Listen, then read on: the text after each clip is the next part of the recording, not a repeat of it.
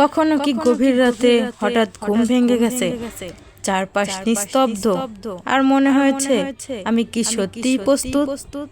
আমরা প্রতিদিন কত স্বপ্ন দেখি, কত পরিকল্পনা করি, কিন্তু কখনো কি ভেবেছি আমাদের জন্য একটা দিন নির্ধারিত আছে, যে দিন না থাকবে কোনো অজুহাত, না থাকবে কোনো সময় চাওয়ার সুযোগ।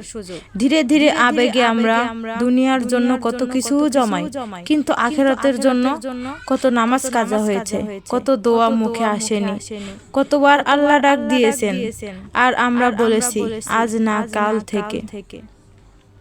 কিন্তু যদি সেই কাল আর না আসে, আল্লাহ আজও অপেক্ষা করছেন তোমার জন্য, আমার জন্য। তুমি যত দূরেই সরে যাও, তার দরজা কখনো বন্ধ হয় না। তুমি যত পাপেই ডুবে থাকো, তার রহমত তার থেকেও বড়।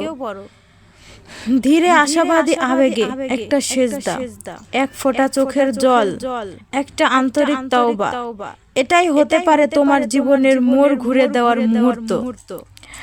গভীর আবেগে ফিরে আসো, কারণ মৃত্যু দূরে নয়। ফিরে আসো, কারণ আল্লাহ এখনো ডাকছেন।